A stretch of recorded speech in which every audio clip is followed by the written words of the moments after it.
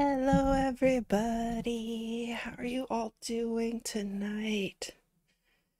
I have just put the link to the fic that I'll be reading down below. This is just going to be a little bit of a reading stream, really quiet, really chill, really comfy, bedtime, sleepies. uh, I am kind of stalling for a little bit of time right now because my doggo has decided that it's witching hour, and I just played with her, and I'm seeing if she's going to behave or if I'm going to need to lock her up. So give her just a minute. Also a minute for other folks if you want to pull up the fic. It is one I actually wrote for a Secret Santa, but because of the timing of when the prompts went out, I was actually writing it right around Halloween, and so I thought this was a perfect one to read out, to share with all of you. It's rated teen PG. I think there's a few cuss words, but other than that, it's really safe for work and everything. Obviously, well, if you're actually at work, probably should get the headphones on. But if you're at home having a nice rest, I hope this will help you continue to relax. And it looks like the doggo is ready to be sleepy. So let's go. Let's get going. This fic is called Viktor Nikiforov, author, caffeine addict, vampire. Victor strolled down the slowly awakening street, the sun's gentle rays just starting to glisten off the storefront windows and the car mirrors as he got his first glimpse of the small Michigan town. Located not far outside Detroit, with its tree-lined streets and classic turn-of-the-century storefronts, it was the type of town that people wrote sitcoms about. He still wished Stars Hollow was a real place. Autumn was rolling in, bringing with it crisp morning air and an ever-ladening sunrise to paint the trees in shades of reds and golds. A large freshwater lake created a waterfront that reminded him a bit of St. Petersburg. He liked the way the gulls cried as they soared over the waves in search of their breakfast. There was a university nearby to keep things lively, and brought with it a swath of well-educated professors with whom Victor could spend hours in enjoyable conversations. However, he was a comfortable distance from the campus to avoid some of the antics of the student body, though they could be enjoyable to watch from time to time. There was a steady flow of tourism, but the town itself wasn't any great tourist destination unless you had a penchant for antiquing. Yes, all in all, this seemed like the perfect place to put down roots for a few years, provided, of course, he could locate a decent coffee shop where he could fuel his lifestyle in peace. He preferred they were dog-friendly. More times than not, he could talk them into accepting Makachin if he had to, but it was nice if they were already accepting of furry friends. Bonus points if the barista was cute. He wasn't dead, just not exactly living. A small squeak from behind his ears brought him to his senses. "Ah, right. Sorry, Maka," he said as he snapped his fingers, transforming his bat familiar into her frankly adorable poodle form. She gave a pleased wolf in response. At night, it was easy for Mako to curl up at the base of his neck, hidden within his shoulder-length hair, but during the day, it was best that she took on a more palatable form for modern society. She was cute to him either way, but most people seemed to think bats were vermin, ignorant mortals. He supposed it wasn't surprising, considering most humans thought he should be hiding in a coffin somewhere, rather than walking down the main street in search of his morning coffee. Their ideas of vampires really were quite laughable. Mirror, sunlight, stakes to the heart, none of these would faze him one bit. Sure, he was a bit faster than the average human and didn't age, but he wasn't some freak. Okay, so he drank blood, but he didn't kill, and he could still enjoy normal food without having to hack it up later like some cat with a hairball. He was normal. 'NORMAL'. And undead. Definitely undead. Oh well. He passed by a Starbucks and crinkled his nose. He greatly hoped this town had better offerings than paper cups from a worldwide chain. It would do in a pinch, but he longed for that secret small cafe blend where individual attention was spared to every roast. And again, if the barista was cute, that would be a nice bonus. He needed to get laid. Maka woofed at him and in a mocking tone, reminding him to keep his eye on the prize. Hot, fresh, delicious coffee. Cute baristas be damned. People were starting to take to the streets now, some like himself on the lookout for their morning fix, while others were opening their shops or making their way to work. Several people greeted him, most likely assuming he was a tourist. He'd only just rented the small house just a few blocks from the main drag of town, so the residents hadn't gotten the chance to know him yet. He spotted what looked to be a very promising bookstore across the street and made a mental note to inspect it later, when his above-average nose caught a whiff of what he craved. Coffee.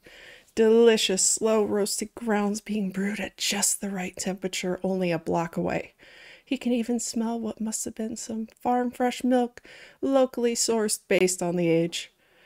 Okay, yes, he was a bit strange, but an outstanding sense of smell was hardly the thing of legends, though garlic was a bit overpowering. He spotted the storefront and had to forcefully restrain himself to keep from skipping down the sidewalk, lest Maka have enough of his antics and leave without him to go charm the barista into a dog biscuit. Victor was absolutely certain this coffee shop would welcome his familiar with open arms, because anyone who made coffee that good had to be a wonderful, kind person, and kind people liked adorable dogs. It was just a fact. He pulled open the door, and Maka walked into the seemingly deserted coffee shop.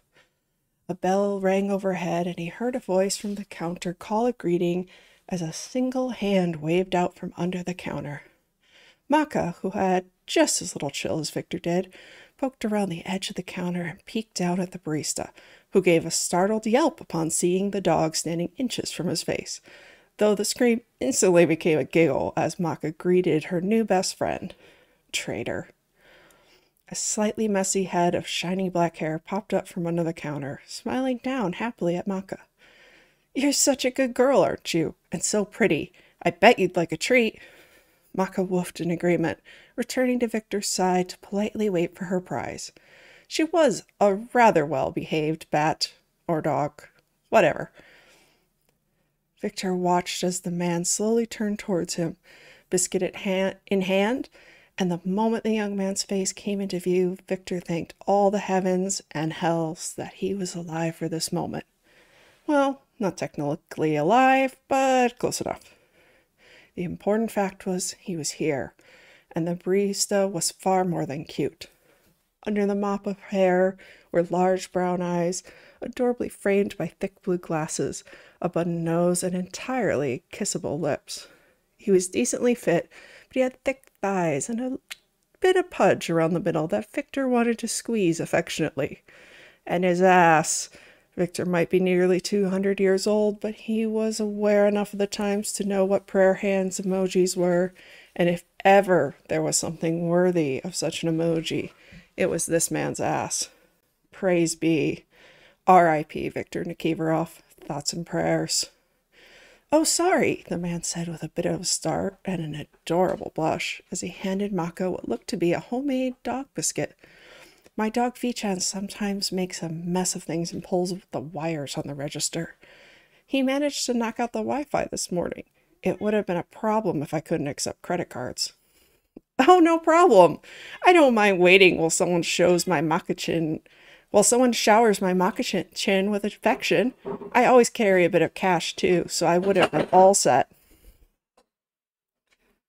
"You carry cash? A bit old-fashioned for someone your age," the barista said with a tilt of his head. "You underestimate my caffeine addiction," Victor said with a wink. The barista chuckled. "Fair enough. How about I get you your fix, then?"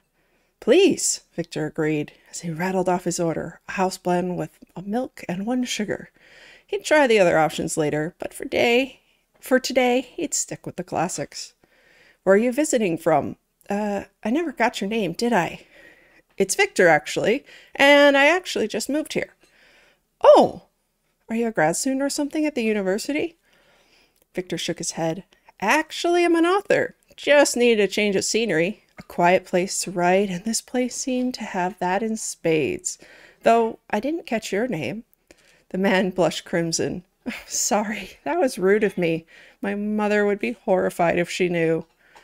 Victor winked. My lips are sealed. I just asked for one thing in exchange. What's that? Your name. They were both silent for a long breath before both of them burst into laughter. Oh, I really am terrible, the barista giggled cutely. I'm Yuri.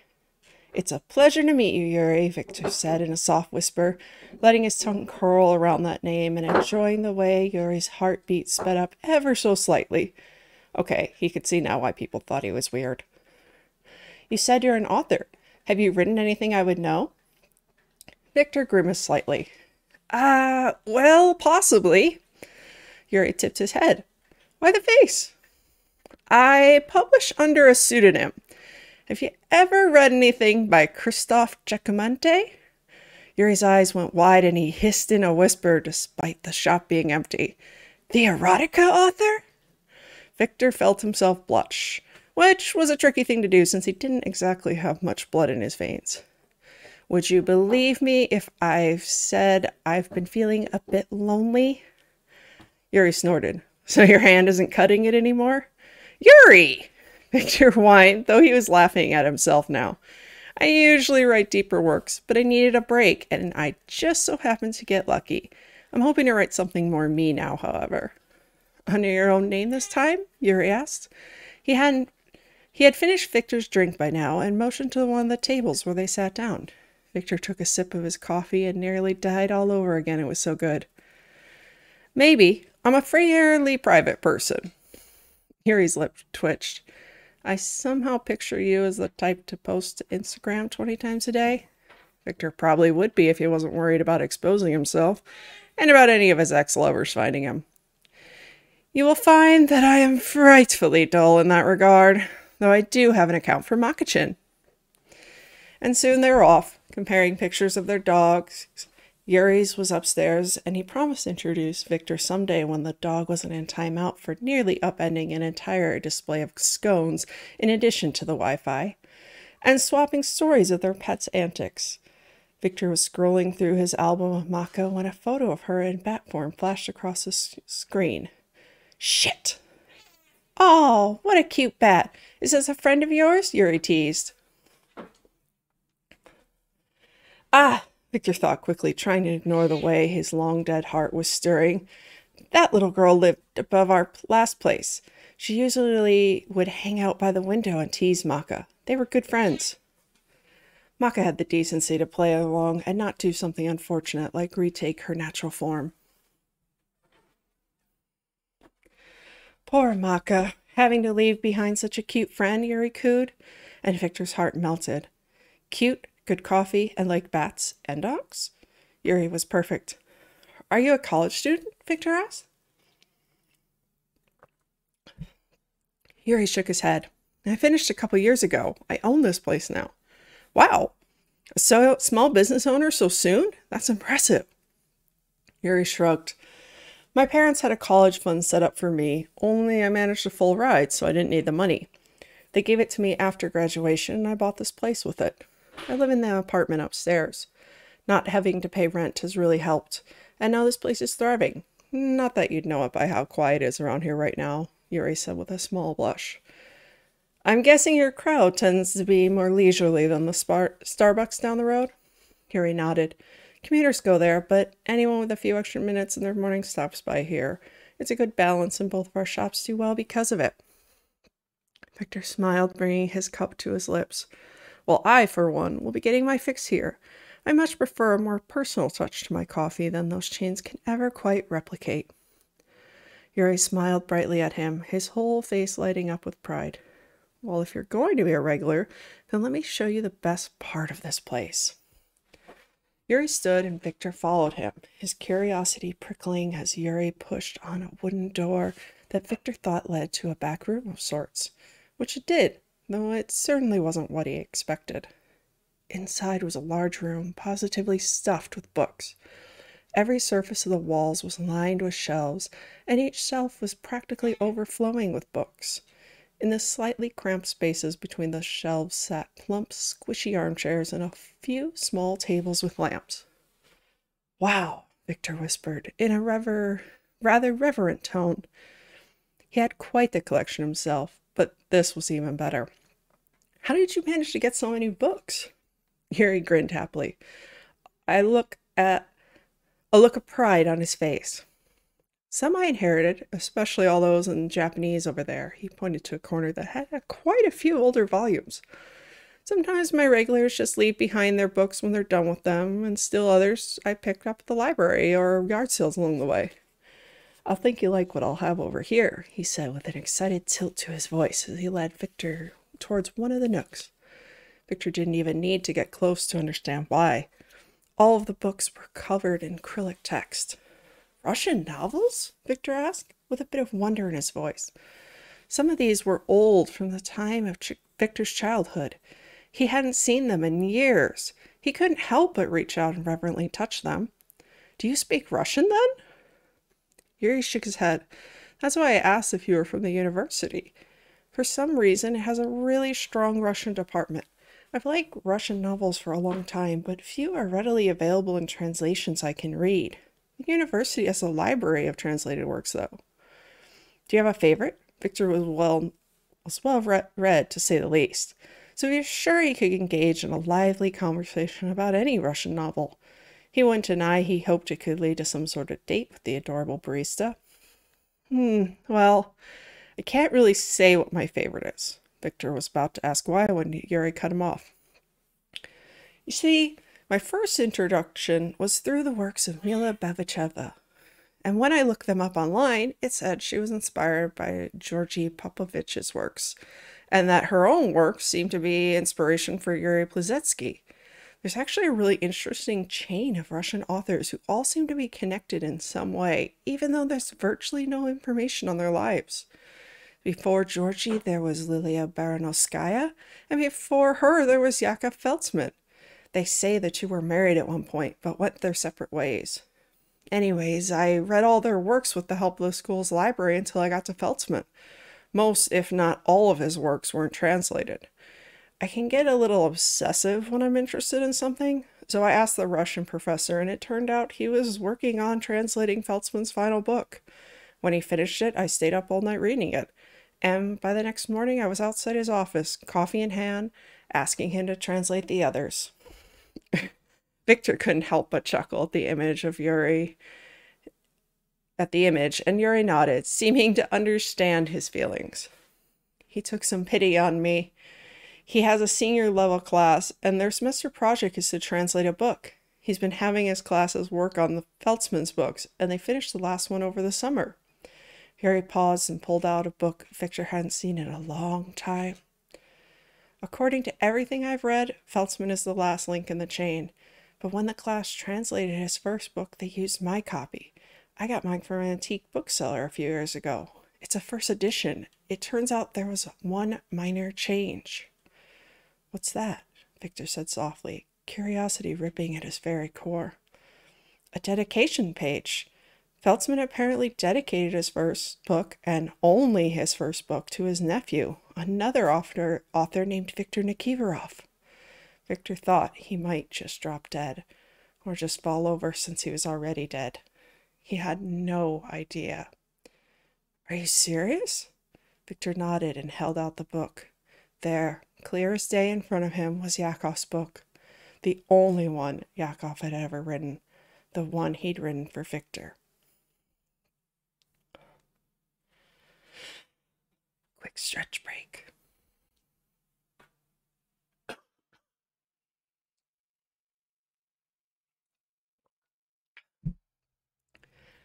Right. At the age of 27, Victor had achieved what most authors had only dreamed about: a steady income. "Yakov!" he hollered as he entered the home of the man whom he called uncle, but was really more of an adoptive father. Little Yuri Plazitsky was sitting at the table and practically hissed at him as he strolled past. Victor ignored the boy and went into Agakov's office. The older man was sitting quietly at his desk, writing in his journal. Yakov did this every day, telling the stories of the people he met. Victor always thought Yakov should write a book himself, considering that it was his not father who had inspired him to take up the profession. "What is it, Vitya?" Yakov asked, setting aside his pen. "I was wondering if you still have contacts at the docks. I was thinking my next story would take place there. Perhaps a mystery or a thriller." "Didn't you do romance last time?" Victor flipped down on the lounger in the corner. "Yes, but I feel so uninspired. I want to write about love, but I've never been in love. I was thinking maybe writing something different would break me out of this slump." Yakov hummed. "Well, I personally would recommend going out and finding a girl," Victor made a face, "or a man to spend the night with, but yes, I do have some contacts down there. I take it you want to visit at night?" Victor nodded. "Please, even if I don't end up using it, it'll be an experience. I know you've sheltered me from that sort of life, but I think I'm old enough now that I'd at least like to learn about it." Yakov was a rather rich merchant who ran a whole slew of businesses. Yakov was a rather rich merchant who ran a whole slew of businesses throughout St. Petersburg. His wife Lilia had been a ballerina earlier in life. When she had retired, she had decided to open up her own dance studio. One day, she had seen Victor, a poor, starving orphan at the time, looking through the window in awe of the dancing. She brought him in, fed him, clothed him, gave him a place to sleep, and taught him to dance. Yakov could have kicked him out, but instead the man had educated him and given him access to all the books he could read. When Victor wrote his first book at 16, Yakov had helped him publish and sell it in his stores. Victor still loved dance to this day. He even went to the ballet with Lilia when Yakov was too busy to accompany her. But the written word had captured his heart from the first moment he'd been able to read the words. He still remembered the look of pride on his adopted father's face when he first managed to read one of Yakov's favorite novels in its entirety. It had become a thing for Yakov and Lilia then, taking in orphans they found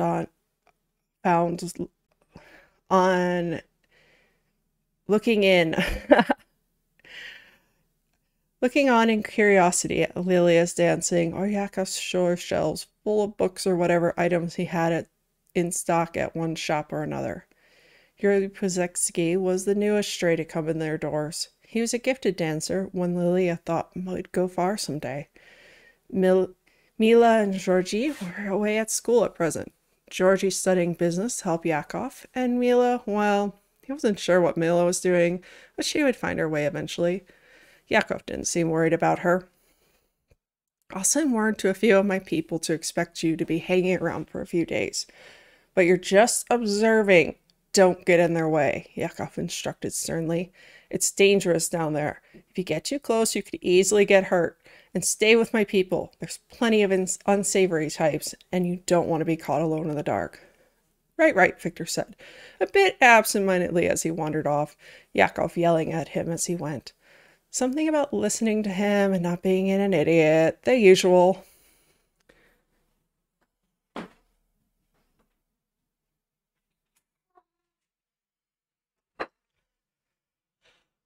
That night he found himself sat on top of a small stack of crates, quietly observing the dock workers. He had thought observing would be fascinating, but in reality it was quite boring. He needed to see and experience more. The next night he came in a simple pair of work clothes, much like those the other men wore, though his were considerably cleaner. Yakov's men didn't like Victor helping, but they allowed it. It was free help, even if Victor was a bit slow. They just stuck him to simple tasks to keep him happy and out of the way. After a month, Victor was practically part of the crew, and he finally felt like he was starting to understand the lives of dock workers. He could already imagine his main character, a man working the docks, lonely and longing for love. He just wasn't sure where it would go next. Would he fall in love and work to earn his love's affection? Would he uncover a plot to harm her? Or perhaps he'd stumble upon a smuggling ring. He was on his way home, ruminating on these thoughts, when something flashed in the corner of his eye. He looked up, startled, as the man dashed past him. His hair was black as night, but it was the way he moved which drew Victor in. And before he knew it, he was following the man, curious to where he was running, hopelessly drawn to follow the ethereal being.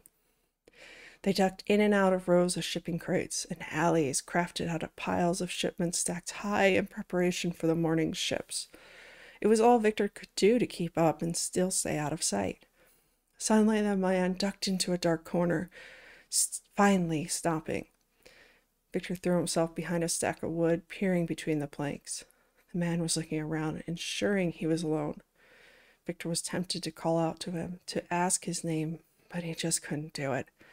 The man's face was hidden in shadows, but Victor didn't need to see it in full to know the man was beautiful. His eyes were all Victor could see, and their brown depths held wonders Victor had only ever imagined, even in the darkness of night. The man sighed deeply, seemingly convinced he was all alone, relaxing for the first time and stretching his body with a gracefulness that even Lilia would admire. He was almost dancing in place. It was an odd action, yet undeniably beautiful. Victor's mouth had fallen open as he watched, and he didn't even care. But then something grew. It was darkness, forming out of the man's back, slowly engulfing him as he moved. No, not engulfing, surrounding, and it wasn't darkness, but feathers.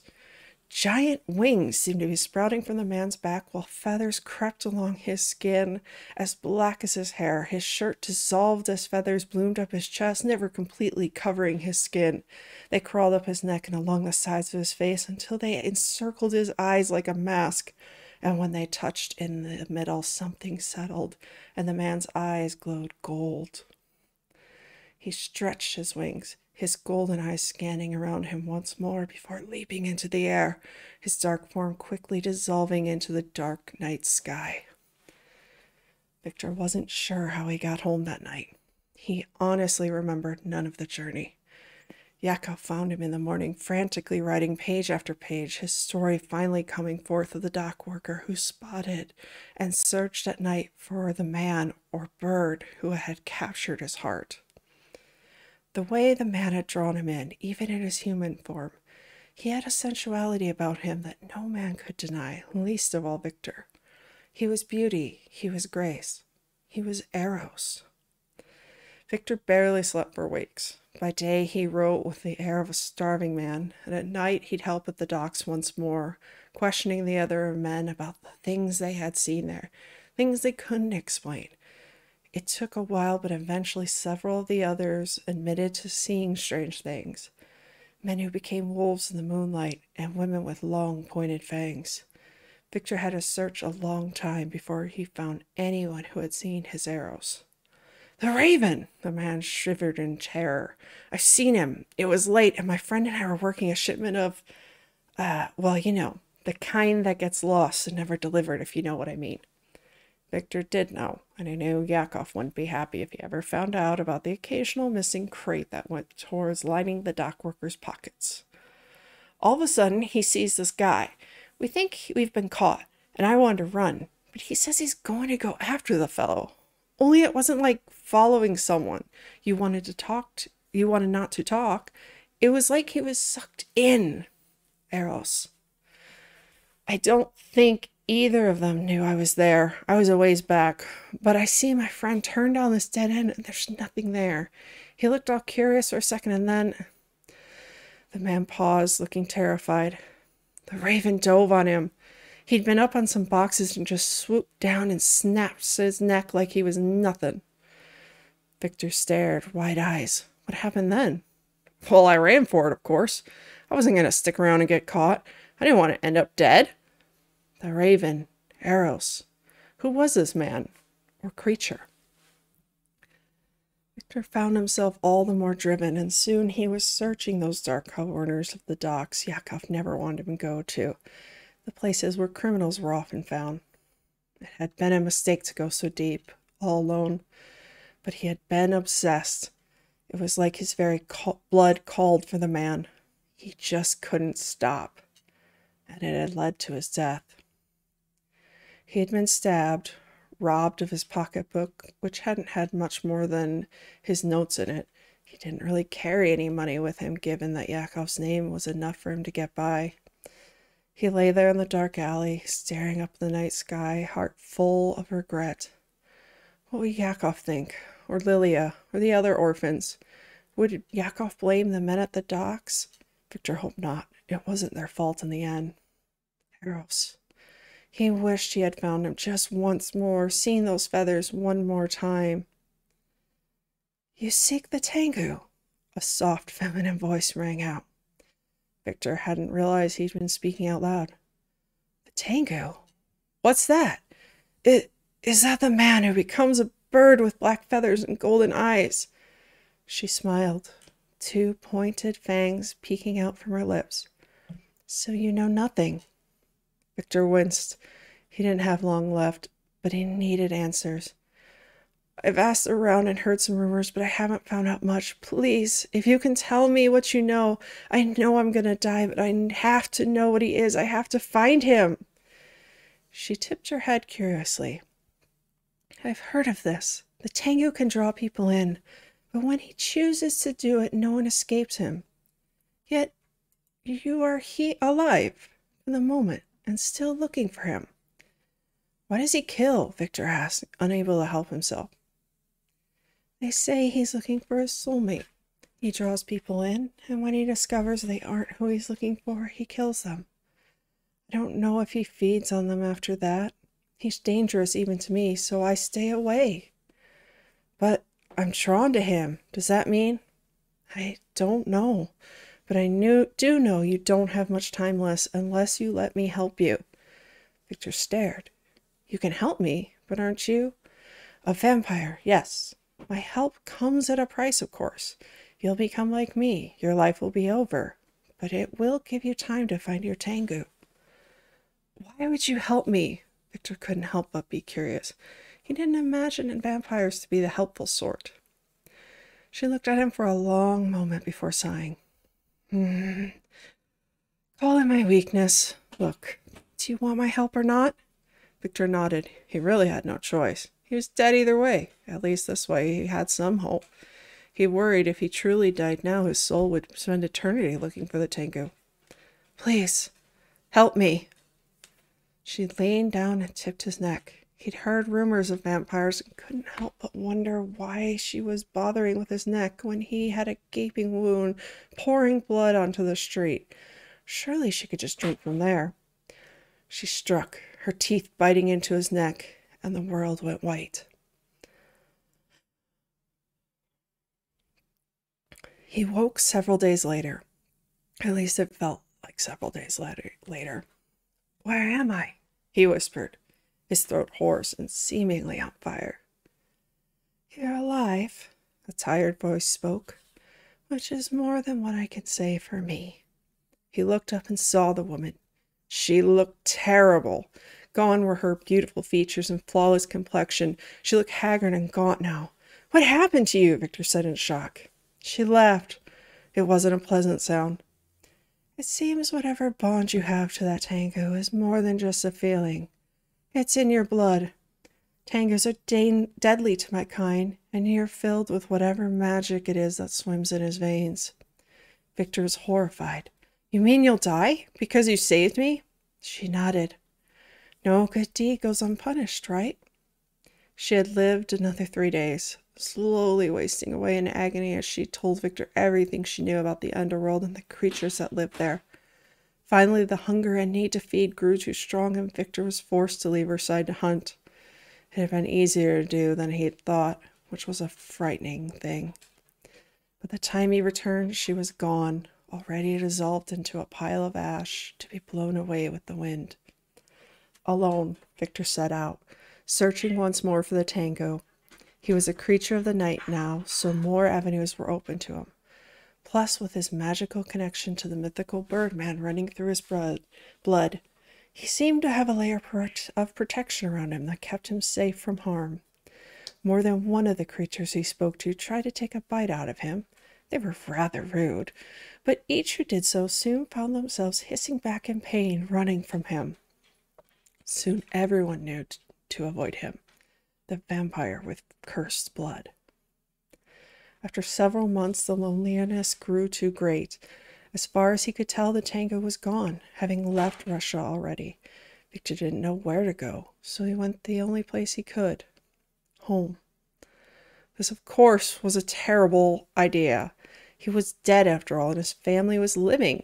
He fed on the living, which made for rather poor company, but he didn't find his family there. They were all gone, all but Yakov. Vitya! The man stared at him, eyes wide with shock, and Victor found himself being pulled inside quickly. What happened to you? As Victor told him the whole story, he was sure Yakov wouldn't believe him, but to his surprise, Yakov seemed eager to accept Victor's words. I read your manuscript, the one you were writing before you disappeared. It makes much more sense now. Victor nodded. I'm sorry, Yakov. I should have listened to you. Yakov shook his head and hugged him. Victor could smell the blood, but he held back. His will to protect his family stronger than his hunger. It sounds like you didn't have much choice.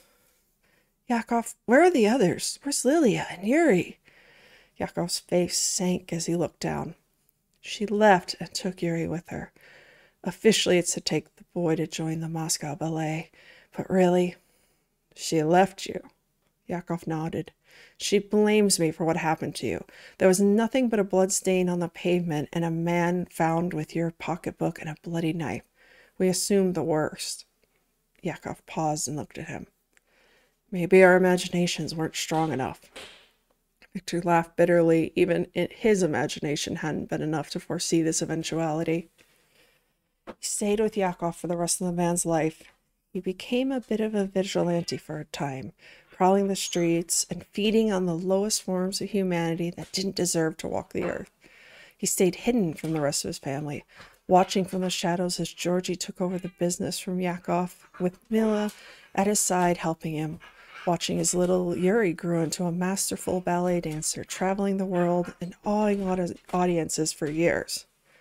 Victor continued with his book, eventually completing his love story to Eros, longing to publish it in the hopes that the Tengu might someday read it and seek him out. He became so despondent and intolerable that Yakov took pity on him, publishing it posthumously on his behalf and earning rave reviews for such an inventive, if not morally questionable story. Articles were written about his genius taken too soon.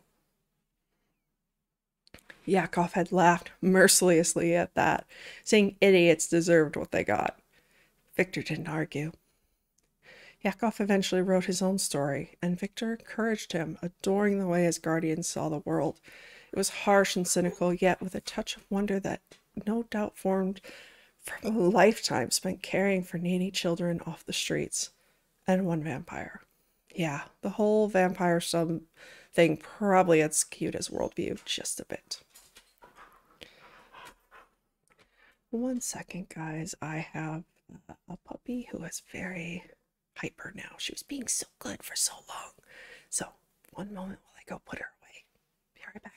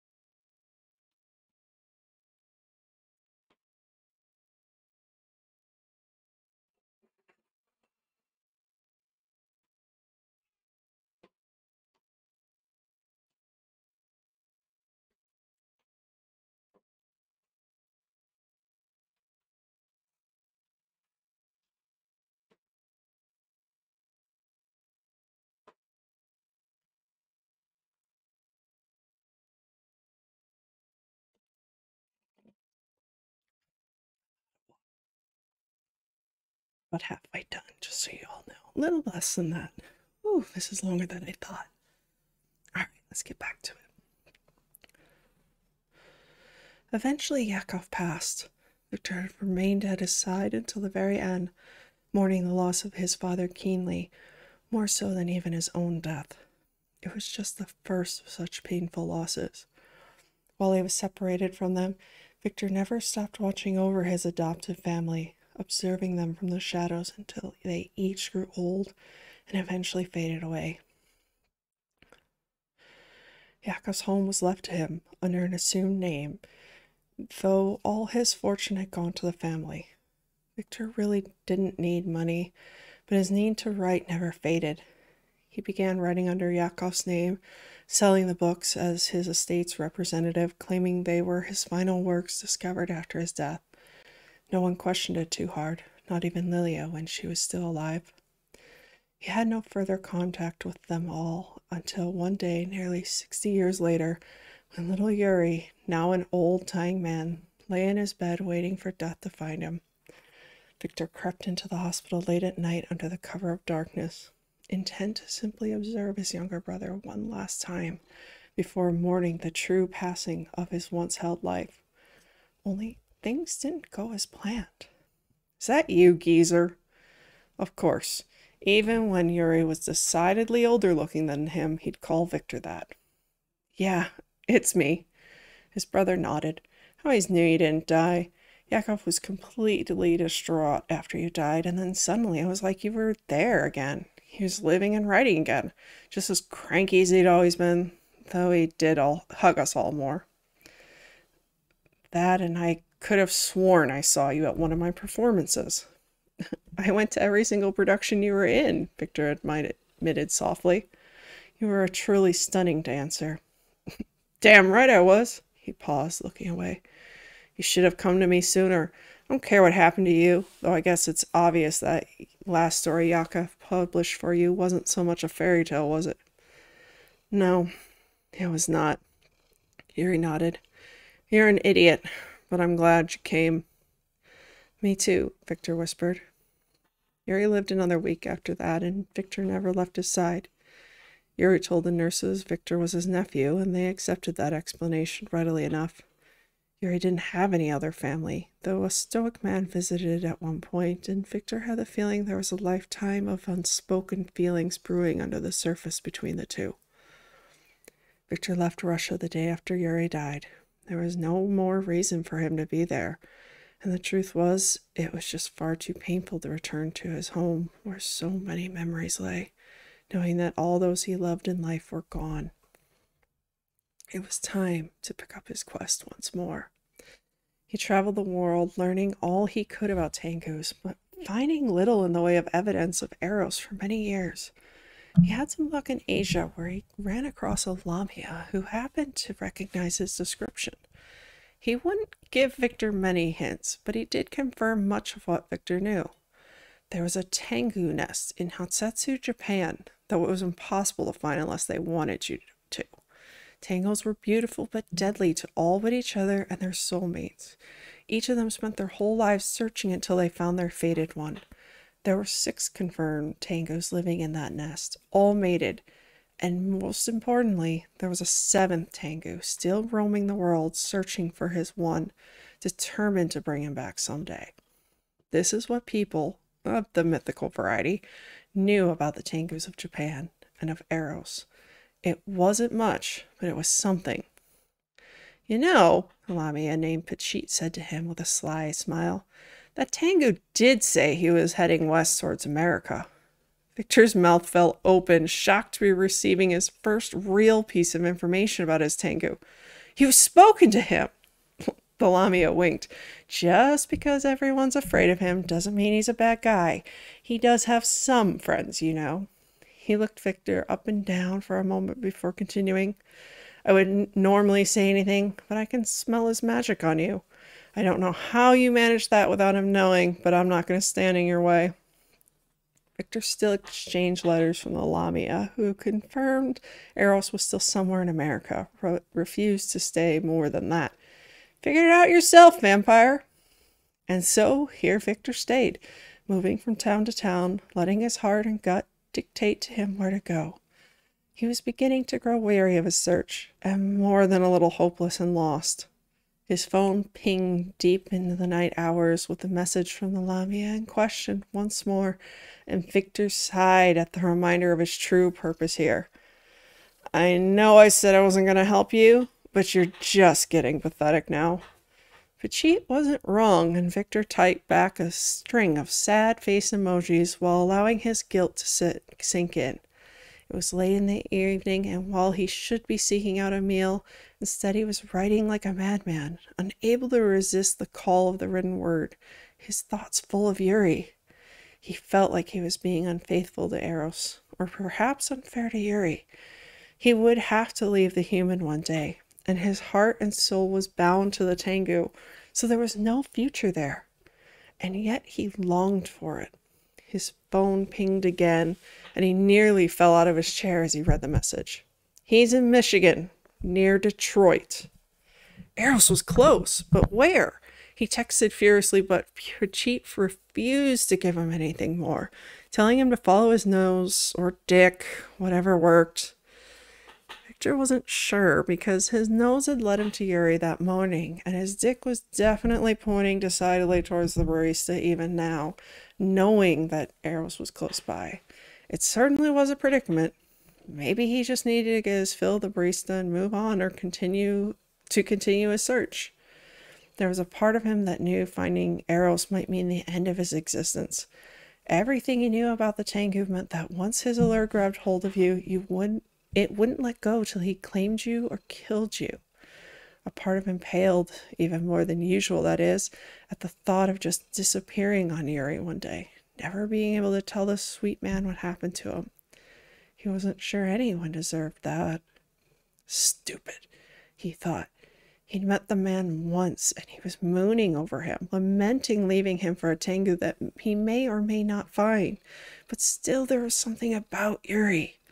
He looked over to where Maka was hanging, upside down from a small groove in the ceiling. She seemed to sense his distress and fluttered down to him, landing on his shoulder and nuzzling against his cheek. I'd ask you to go to him if anything happened. If I'm no longer here... He didn't want to think about it. His own life ending for the chance at finally settling this centuries-old ache was no great sacrifice. But to lose Maka, too... Maybe he could ask the Tengu to help him preserve Maka's existence as a last request. The Tengu might be a proficient killer, but Victor was sure he'd picked up a few tricks along the way, enough to at least keep him alive long enough to ask. He stared down at his book. He had pulled it out of the box where it had been carefully stored away after he arrived home that afternoon. Yuri had told him that it was nearly impossible to find. How surprised might Yuri be if Victor showed him? He sighed. Did he want Yuri to see it? His love, his obsession with a creature of the night? Of course, Yuri couldn't read it, so maybe he'd be saved. Surely Yuri would understand his hesitance to loan out such a rare and valuable book. He bit his lip. He didn't know who he was kidding. All it would take was one look from Yuri, and he'd happily translate it for him. One sweet pout, and he'd tell Yuri his first-hand account of the events of oh so long ago. For the chance at one kiss to a man he'd known only for a few hours, he'd gladly consider giving up his decades-long quest. And that was a frightening thought. He needed clarity.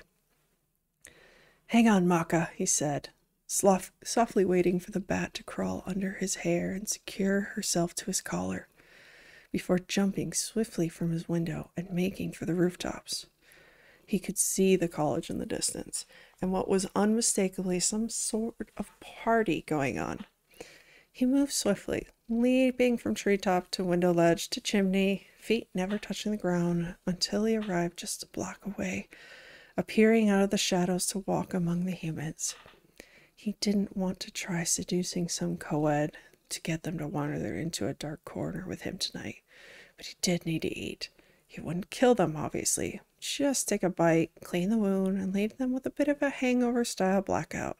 Nothing serious. He still didn't want to do it. The only person he wanted to chat with was Yuri. He really wanted to tell him the story of his last pen name, about the Swiss man he'd known 70 years ago who'd always made him laugh and had been one of the better friends he'd ever known. He knew he could turn a human, and he'd seriously considered turning Chris, but his friend had fallen in love, and Victor would never step between such a thing. It had been about 20 years now since Chris had died, and Victor wasn't too proud to say he still missed him. Good friends were hard to find. He sensed movement and looked up, a small grin sweeping over his features as a young man with a loud voice was drunkenly dropping off a girl at her dormitory. He kept yelling something about JJ style, which confused Victor, but despite the boy's rowdiness, he didn't seem to be drawing any real attention as he began to make his way, presumably, towards home, stumbling a bit as he went. "Keep a lookout for me, Maka," he whispered. Maka made an affirmative chirp, and with a beat of her wings flew off. Victor sped along, ducking in and out of alleys until he was right along the boy's path. His fangs ached as he smelled the blood, with a blood alcohol content far above the legal limit. The boy was so drunk he didn't even notice Victor standing there, too busy fishing his keys out of his pocket. Victor realized his luck. This young man's home must be one of these buildings. At least then he wouldn't need to be worried about getting home safely after Victor had his snack. The boy stumbled and Victor took a fast step, catching him in his arms. "Whoa there," he said with a smile. "Careful. Seems like you had a bit too much to drink." The boy looked at him and just smiled in a glassy sort of way. "That's JJ style for you." His breath made Victor think JJ style must be some sort of new slang for Jaeger bombs. "No problem. Why don't I help you home? Which one is yours?" he asked kindly. The boy pointed to the house with the large Canadian flag, and Victor smiled. "All right, then. Off we go." The boy nodded and leaned heavily against him, obviously just minutes away from passing out. He walked a few steps forward, taking them deeper into the shadows before he struck. The boy didn't even have the ability to scream. Victor was so quick. His fangs pressed into his vein and drew out several warm mouthfuls of blood, feeling its life force surging through him. Youth. Delicious. Once he was satisfied, and long before he was in danger of killing the young man, he pulled away, cleaning the wound with his tongue, and then looked him in the eye, which was tough since he was definitely passed out. He managed it, though, and soon he was certain no memory of him existed. He propped him up and all but carried him the last few steps to his door, knocking on it with his foot and making sure to pretend he was struggling with the boy's weight. A roommate of some sort came to the door and immediately called to some other boys who helped put the young man to bed. They thanked Victor for his help and asked if there was anything they could do to thank him. Beers were offered, but Victor waved them off with a kind smile and went on his way, belly full once more. Maka fluttered down to his shoulder the moment he was back on the rooftops, and he happily launched them across town, landing near his home on the top of a church tower. The town was lovely at night, and Victor couldn't help but marvel at it all for a moment. He was glad the town's lights were kept low, leaving the view of the stars largely intact. The way they lit up the sky, accenting the smooth waters of the lake, had him feeling a bit homesick. Of course, it wasn't like he could ever go home. The St. Petersburg of his youth didn't exist anymore. Even Yakov's old house was gone now, heaved over for something new. He sighed, lamenting the passage of time. He found it easy to be jealous of the Tengu and their hidden home. They always had a familiar place to go. Victor just hoped someday he would have a home of his own like that. His eye caught sight of the coffee shop, and he couldn't help but notice the light in the upstairs window. If he squinted, he was sure he'd be able to make out the room behind the glass. But he shook his head, willing himself away and back home. As drawn as he was to Yuri, he was no peeping Tom, nor was he some creepy vampire with glittery skin. No, if he saw Yuri at home in his room, it would be because Yuri invited him there. He jumped into his window and settled back at his desk, gently scratching the top of Maka's head. He'd been writing all afternoon, inspired by his encounter with Yuri. Now, though, he felt drawn to his old book, drawn to that old story, to Eros. He always felt called to his beautiful bird of prey when the evening hour grew long, but today he felt it acutely, just as sharply as he longed for Yuri. He would need to take Yuri on a date. Granted, he hadn't been on a date in at least 50 years, but he was sure he could manage. Dinner was a classic date that never went out of style. He flipped the pages of his old book, thinking about the smile that was sure to come to Yuri's face when he saw it, and how much brighter it would be when he read it. It was still Victor's favorite, even after so many years. He didn't know that he made a conscious decision about it.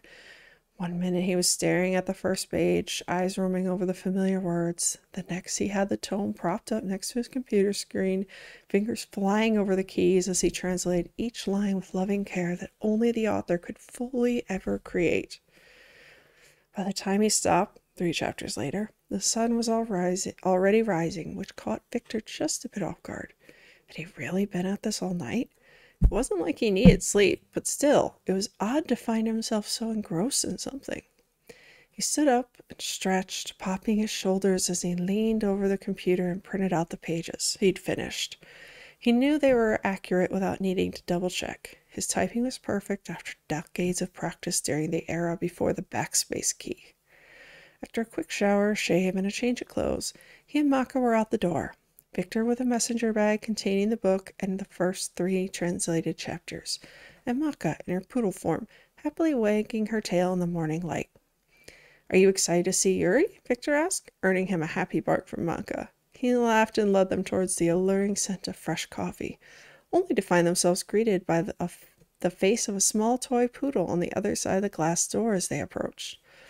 Maka was instantly excited, and Victor took great care as he opened the door, letting the 2 dogs, well, 1 dog and 1 bat, greet each other. After an introductory sniff, they both bounced happily, and the dog, who must have been Beechan, scampered over towards a small dog bed in the corner, looking over his shoulder, clearly inviting Maka to join him. Victor unclipped her leash, more for appearances than any sort of control, and Maka happily pranced over to curl up with her new friend. The sound of footsteps on the stairs drew his eyes as Yuri came out of an opening in the back wall, a smile lighting up on his face as he spotted Maka and Victor. "I see you've met Beechan. I hope he didn't cause you any trouble." Victor shook his head. "He was a perfect gentleman." Yuri snorted but smiled. "Well, I'm glad. I'm guessing your blood caffeine level is dipped dangerously low?" "You've guessed correct," Victor said with a smile, leaning against the counter. "Same as yesterday, or would you like to try something new?" "You can pick." He was far too busy looking at Yuri to bother with the menu. "Anything warm and loaded will be good. I trust your taste." Yuri blushed a bit, but nodded and got to work while Victor swiped his card on his own, adding a generous tip. Yuri's eyes widened a little when he saw it. "You know, as the proprietor, you don't need to tip me." Victor shrugged. "I know, but I wanted to." Yuri gave him a knowing smile. "Let me guess, Gilmore Girls." Victor winked. "Of course." Yuri rolled his eyes before handing him his coffee. "Next thing I know, you'll be telling me you're an Autumn." "Well, I don't know about that, but I do have a coffee addiction to rival Lorelei's."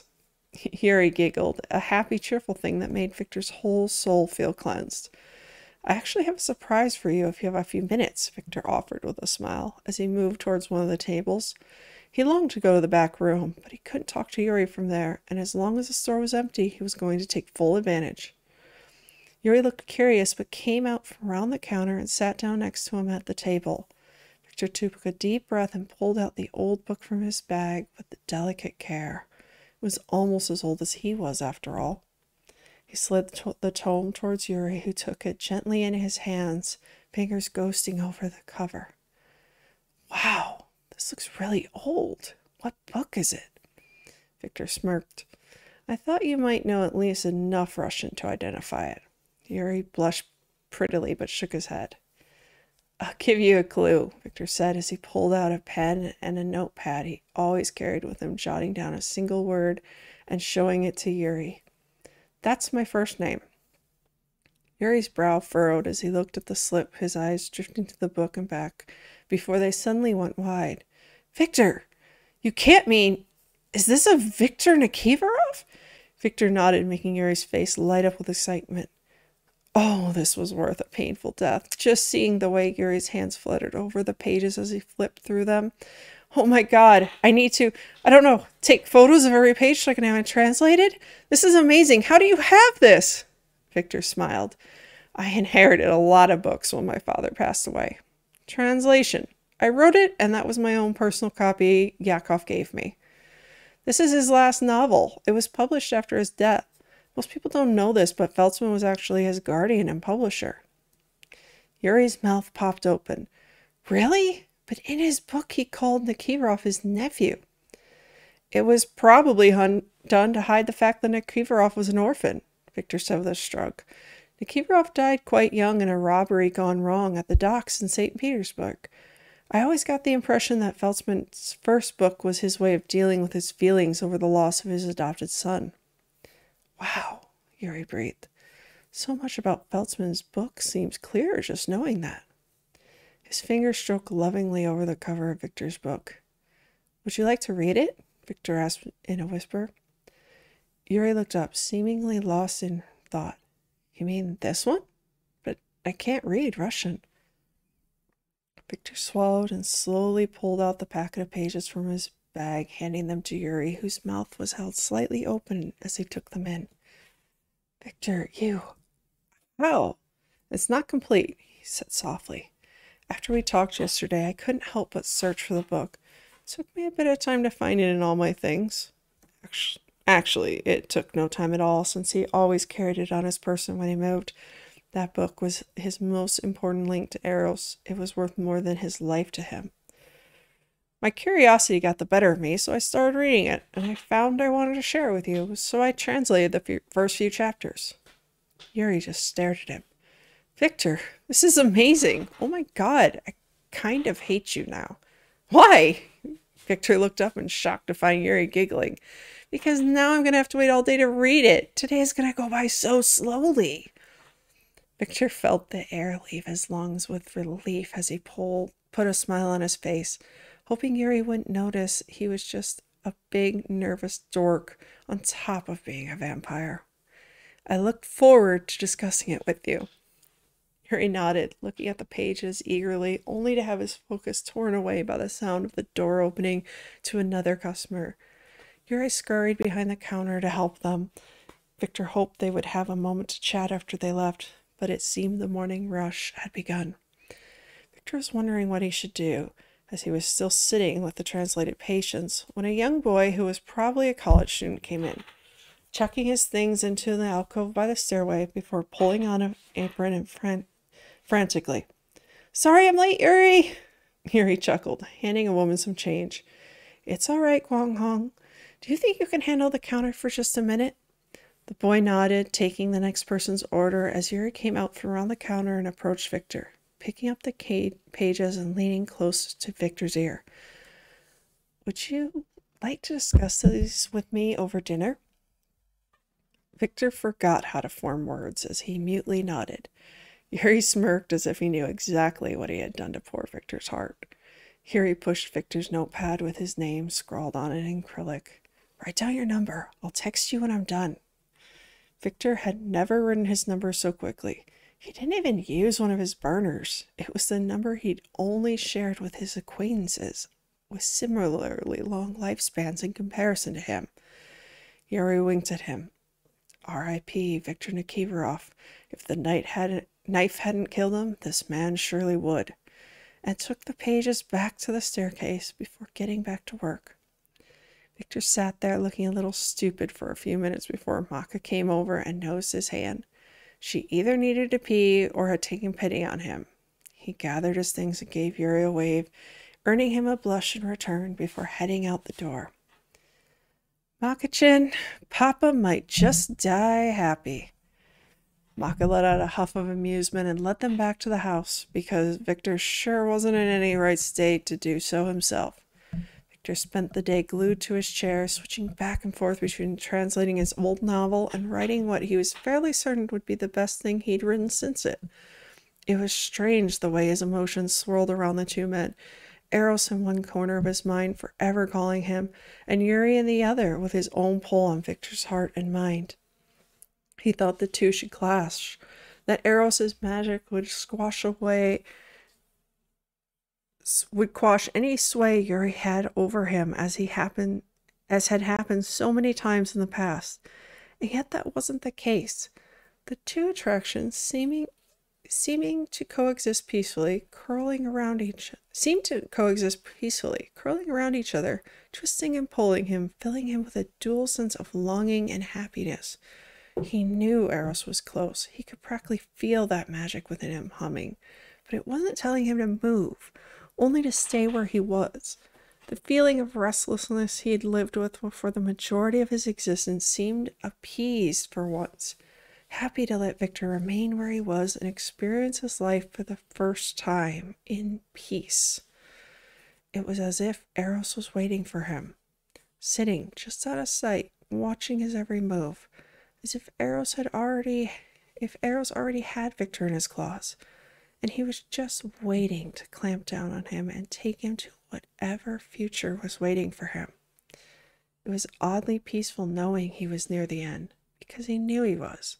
He was onto something, and Yuri was somehow the key. Perhaps Eros's magic would release him once he found his own soulmate?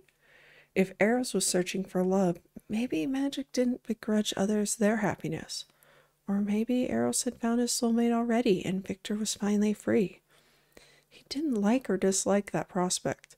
He wanted Yuri, but he also wanted Eros. He was a fickle creature indeed. His phone buzzed, and he immediately smiled, seeing the text from Yuri. He printed out the 2 additional chapters he'd managed to translate that day and packed them up. "Maka, Papa's going out. Do you want to come?" Maka chirped happily and fluttered into his collar, choosing to curl up against his skin, making him chuckle.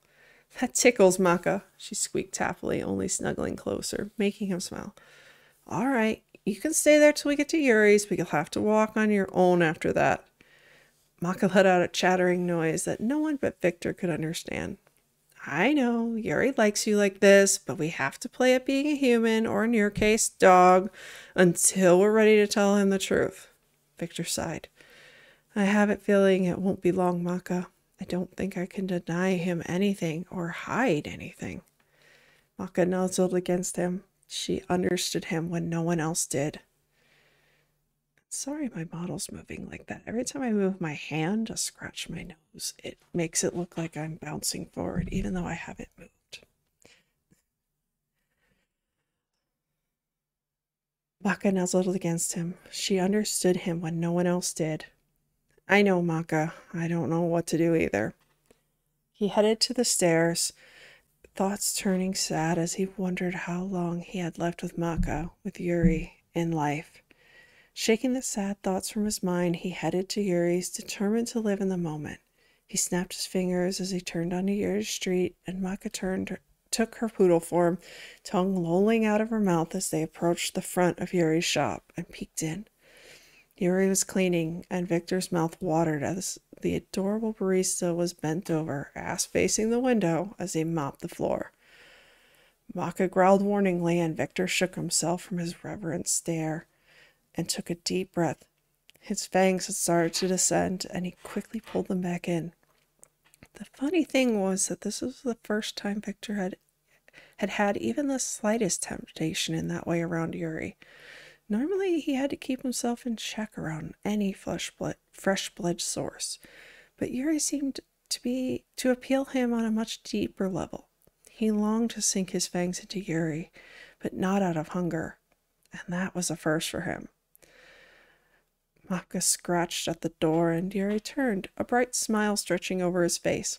"Hi," he called as he unlocked the door, letting him in. "If you want, you can just go around that way and head upstairs. I'll be done in just a minute." He pointed to the section of floor that was still dry. Victor nodded, and he and Maka made their way around and climbed the stairs, entering the apartment above. Victor scanned his gaze across the room as he stepped inside, taking in the cozy apartment. It had a comfortable lived-in feel, while still remaining neat. There are several more bookshelves here. Victor couldn't help but smile to himself as he looked over the covers. Most were more recent novels, including a few by Christophe Giacometti that looked well worn, as if they'd been read dozens of times. The furniture was an interesting mix of comfort with traditional Japanese accent pieces, including a kotatsu sitting in front of the couch so that its warm covers could be pulled up onto the sofa. The floors were wooden, but several pillows and pads sat on its surface, creating soft nests in various corners of the room in which to relax. The kitchen was a typical American setup, but there were Asian touches here too, such as a steamer basket, wok, and rice cooker on the counter. He heard a clacking of nails on the floor and looked up to find Bichan approaching them from what looked like a bedroom down the hall. The door was mostly closed, but he could just make out some draping and bedding, making him wonder if Yuri's bed had a canopy. He rather hoped it did, as he always found them to be rather intimate. Maka pranced over to her new friend and greeted the small dog politely before the two of them bounded off to one of the piles of pillows, making themselves quite at home together. Victor himself sat on the couch, peeking under the kotatsu, smiling as he saw it was already on. "It's been cold at night," Yuri said from the doorway, "and I know I should be used to the weather after living here this long, but I never have." "So Japan is your home then?" Yuri nodded. I'm glad I settled down here, but I do miss it. I keep meaning to visit, but I just never can seem to find the time." He sighed in a longing sort of way before shaking himself and smiling at Victor. "Have you eaten?" "I haven't." It was technically true. "I tend to be a light eater, though, so I don't feel you need to go out of your way for me if you already have. I'm here for your company more than anything." Yuri blushed but nodded. "I'm just going to whip something up then. You're welcome to as much as you'd like." "Would you like my help? I confess I'm not a great chef, but I can't hold my own in a kitchen. We can talk while we work." Yuri's face seemed to glow with unspoken happiness as he nodded, leading them both into the kitchen where they began to work together, chopping vegetables and cooking a few cuts of marinated meat. "Have you ever had katsudon?" Yuri asked. Victor had heard of the dish when he was in Japan on his travels, hoping idly to find a tango to lead him to Eros. But he had no need to pretend when he traveled alone. He had never sampled it. "I haven't. It's my favorite. It's a bit much for right now, but I'll have to make it for you sometime. Mine's not as good as my mother's, but I can promise you it's the best you'll find in Michigan." He looked very proud, and Victor couldn't help but agree, eager to sample Yuri's favorite dish. He was glad he retained a sense of taste. He would hate to have to fake enjoyment if it really was as heavenly as Yuri described it. They talked as they ate about all manner of things, a certain calm settling over them. Eventually the food was gone. Victor was surprised by how much he ate, given that it did nothing to satisfy him, and they made their way back to the couch, Yuri slipping himself under the kontatsu's warmth immediately.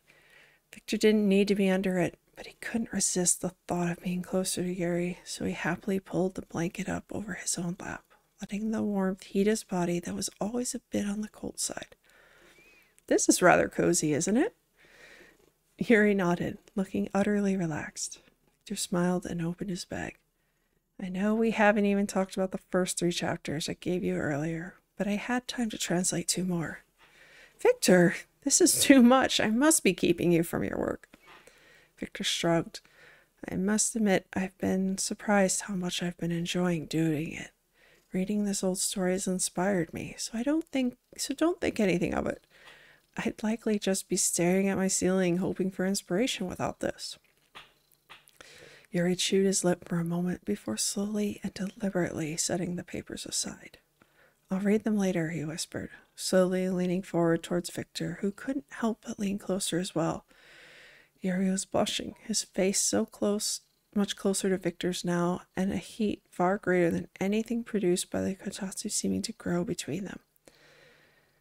"I know I said I wanted to talk about the book, but," Yuri said in a whisper, slowly leaning into Victor's face, his intent clear. Victor didn't hesitate, closing the gap between them and pressing their lips together. He hadn't intended to kiss Yuri tonight, but sometimes plans were meant to be broken, and the soft gasp that slipped from Yuri's lips as they met was worth destroying a lifetime of plans. It was like Victor was breathing air for the first time. A clarity settled on him, and for the first time in his mortal existence, he knew without a doubt he could walk away from Eros. Oh, he still longed for his beautiful bird of prey, but Eros felt like a fantasy. Yuri was real. Yuri was here in his arms, his fingers curled around Victor's hair as the kiss deepened into something hungry and sweet. When Yuri nipped at his bottom lip, it was everything Victor could do to keep his fangs in his gums where they belonged. He hungered for Yuri in an indescribable way, and as Yuri pressed against him, deepening the kiss, their tongues gliding against one another, Victor felt all reason fly away. He pulled back harshly, sucking in deep breaths as he tried to calm himself, his fangs aching in his gums. He wanted to love Yuri, but also bite him, claim him, devour every inch of him. "We should stop," he panted. He looked up at Yuri, cheeks pink, hair far more disheveled than Victor thought he'd made it. He must have been even more gone than he thought. The man was gazing at him with a deep longing that Victor second-guessing his choice. He could see the question circling in Yuri's eyes and continued his train of thoughts before letting the other spiral too far out of reach. "I just worry this is too soon. Believe me, I'd like nothing more than to continue, but I feel like we should get to know each other more. Yuri was staring at him, open-mouthed, unbelieving. Victor hastily barreled forward, not wanting to let any misunderstandings come between them. He wanted Yuri. Oh, he desperately wanted him. But he just needed a bit more time to grow accustomed to the way Yuri made him feel. He had spent over 150 years chasing after a phantom after all. To suddenly feel something so strong for another was a bit overwhelming, not to mention the little detail of his own immortality. "Yuri, would it be all right if I took you on a proper date later this week?" "How much later?" Yuri's voice cracked, barely concealing his want. He looked almost petulant. "All of what you're saying sounds good, but I don't really want to wait. I don't exactly run around kissing people very often unless I know what I want." Victor blinked, swearing Yuri's eyes flashed gold for the smallest of seconds, but he dismissed it. It must be Eros's magic in his blood, playing tricks to remind him to whom he belonged. He wanted Yuri with all his heart, but that didn't mean the magic in his veins didn't know who its master was.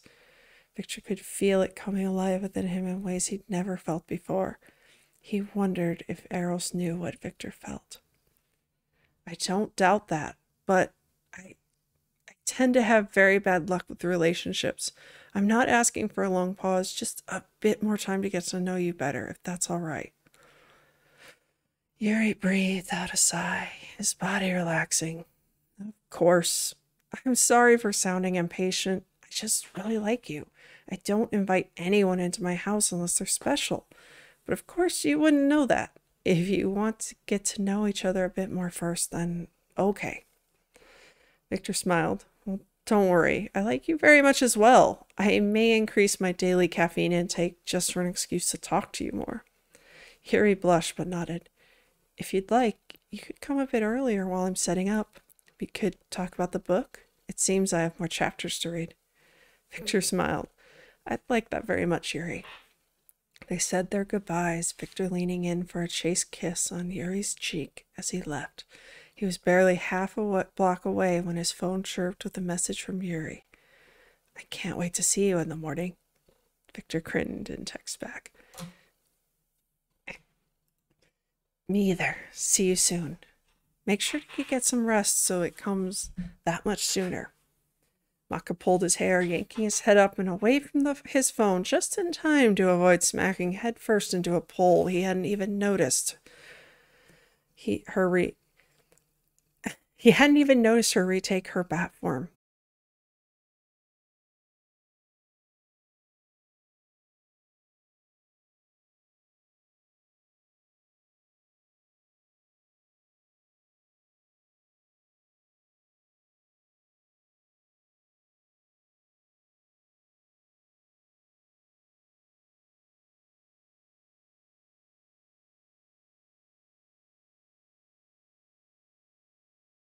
read the night before. Freaking OBS.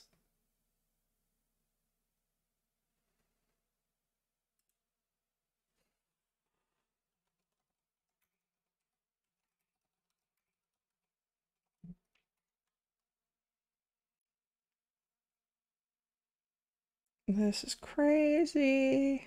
Sorry for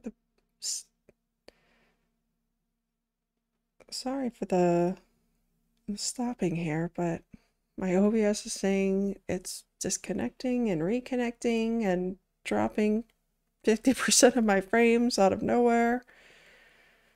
Just let that get back into shape for a minute. Make sure everything popped in.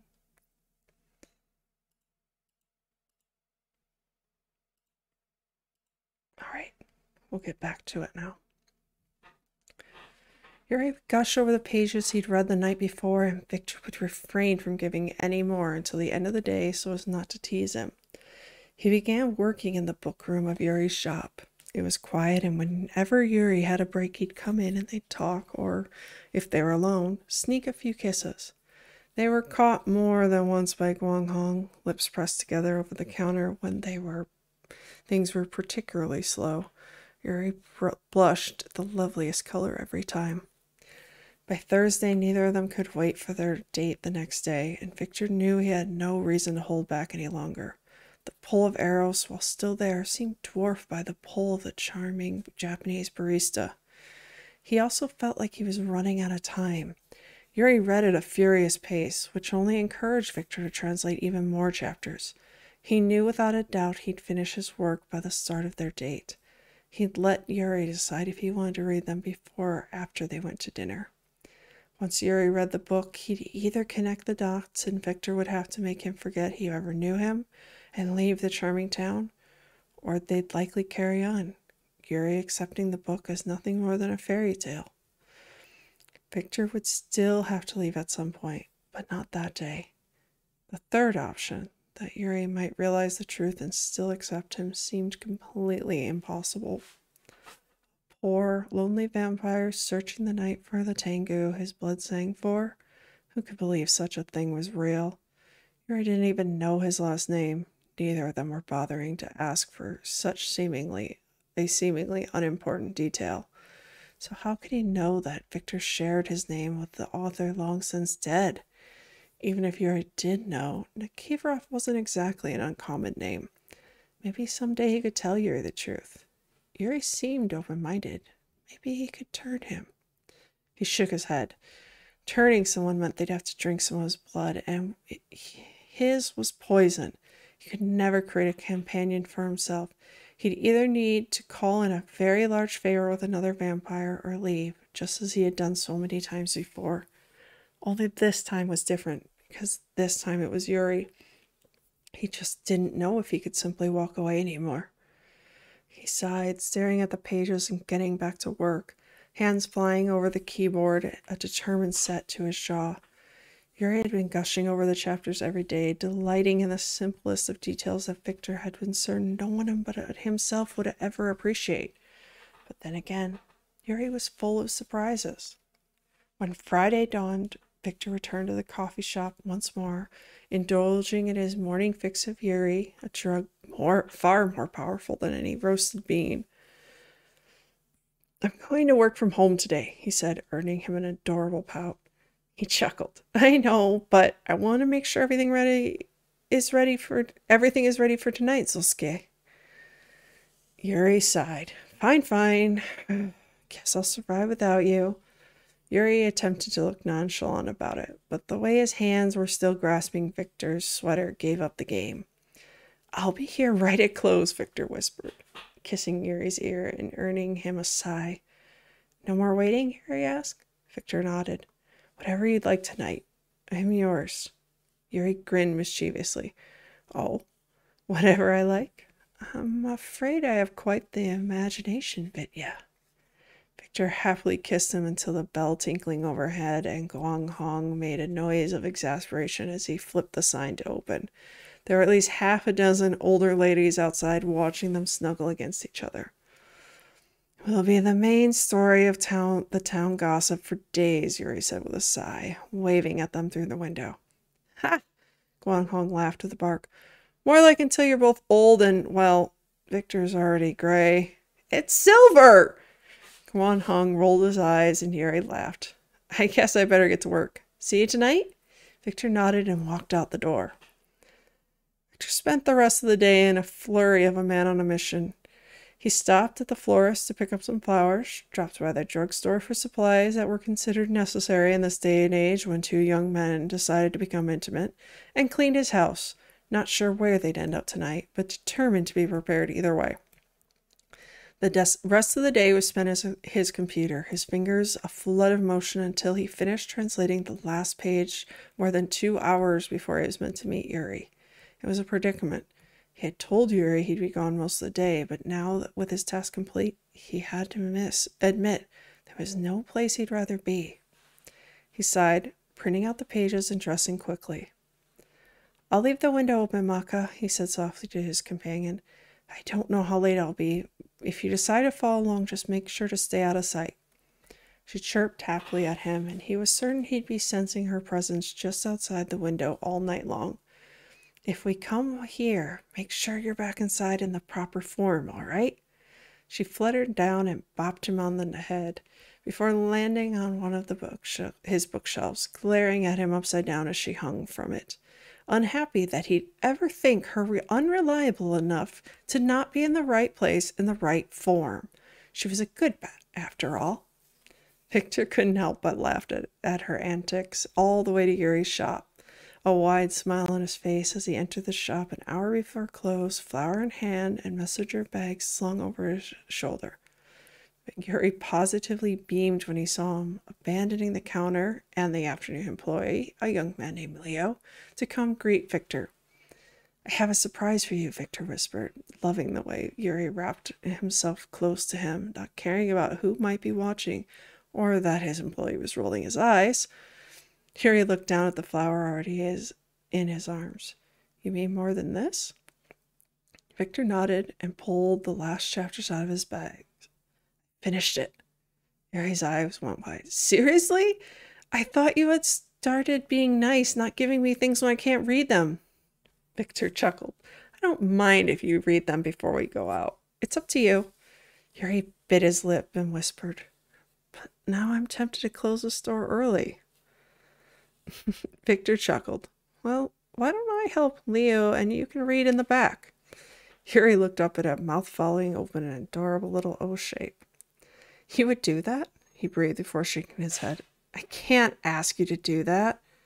I don't mind. I might prefer to drink coffee, but I don't mind serving some for a little while so you can enjoy that before dinner. Yuri blushed and looked torn for a minute before slowly nodding, clutching his flowers and the final pages of the book to his chest. There was a quick exchange of aprons, an explanation to Leo before Yuri nearly sprinted into the book room, earning him more than a few giggles from the patrons who had all grown accustomed to Yuri's near-obsessive love of books. Victor took orders for the rest of the night as Leo prepared drinks, neither of them trusting Victor's skills to make anything more than a simple drip. The night wrapped up quickly, since Friday was always one of Yuri's slowest nights, a fact Leo was grateful for since he had to open the next morning.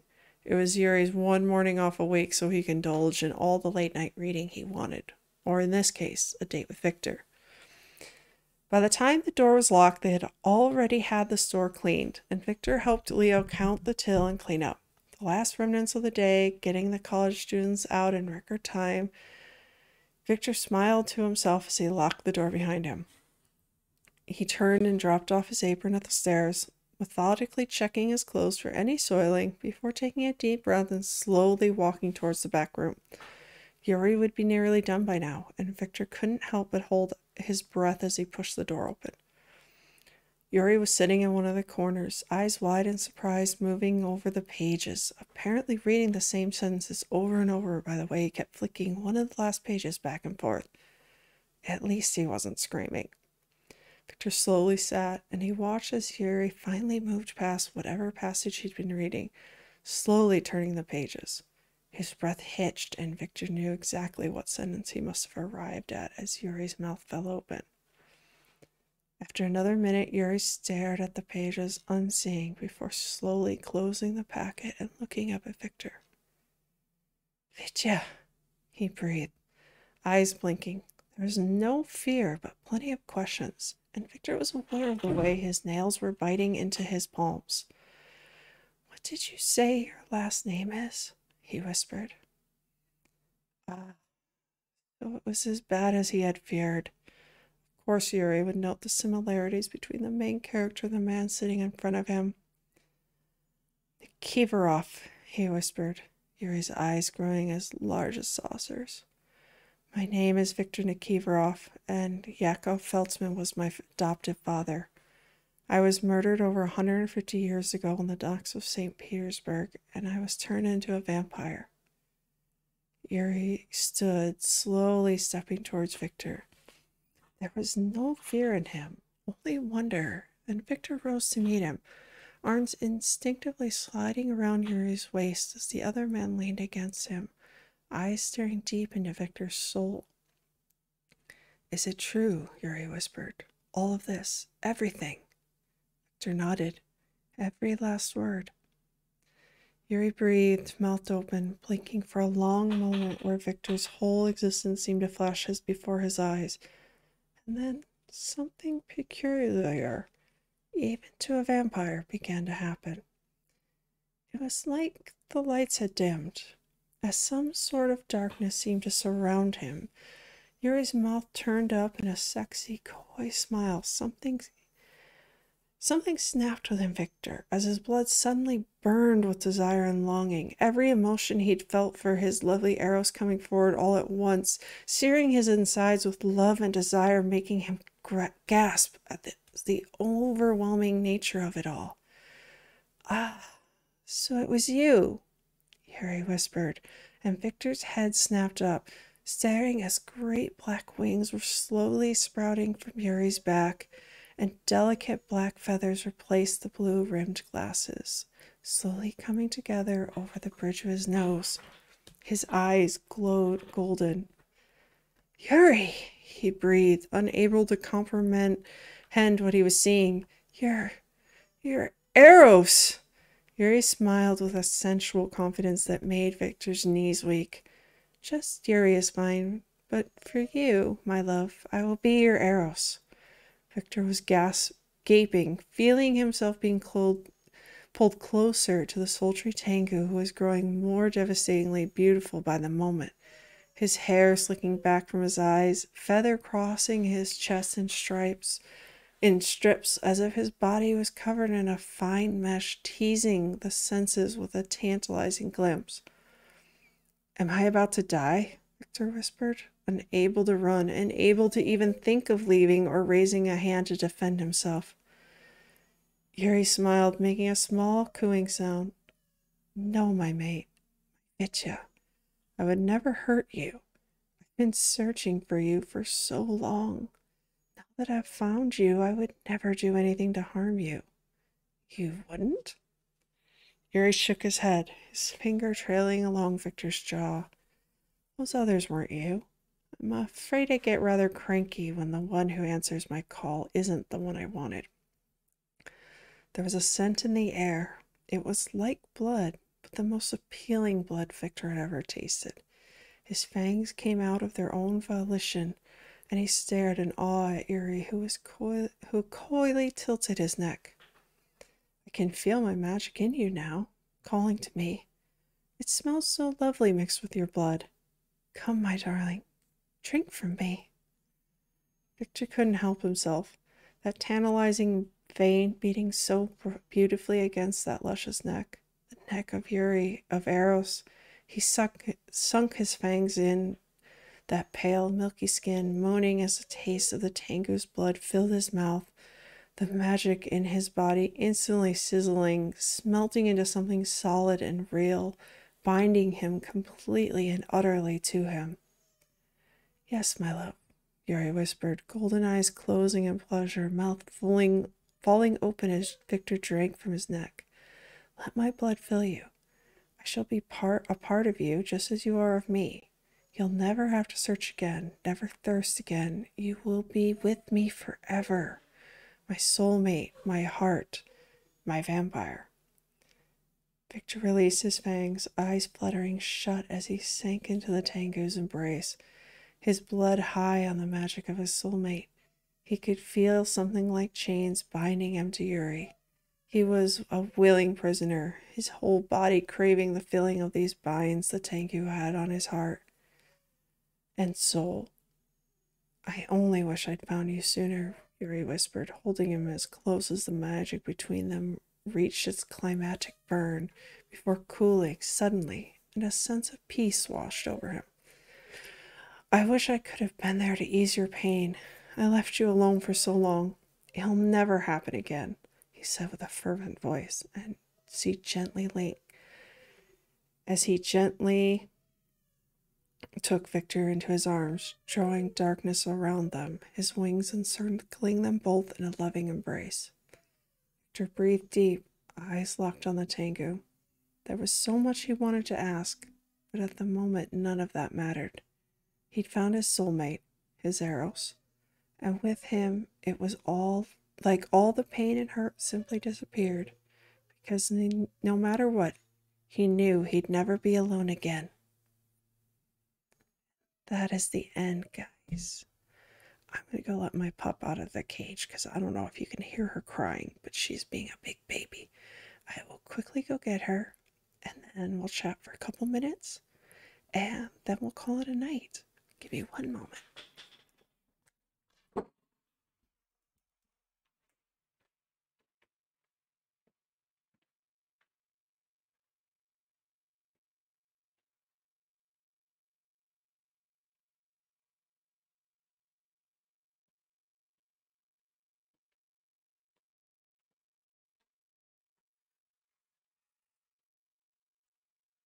All right, I'm back. Thank you guys for joining me today. I am sorry about some of the background noise. I know that my dog and cat were both being a little naughty, and I definitely know I kicked my garbage can a few times, and the pupper was crying, and my chair squeaks, but that's okay. We'll get it all sorted out. The other thing I wish I had done before this stream, which I will work on for the future, is getting some sort of background music. I do eventually want to do some original works, but I did want to do these kind of storytime ASMR-y soft talking things, and I figured best place to start was with some of my fanfic that's already done, just because it's a little bit easier than writing a whole brand new thing right away. So I hope you enjoyed that. Be sure to let me know if you did on Twitter, or this will be getting posted over to YouTube later tonight or tomorrow morning, depending.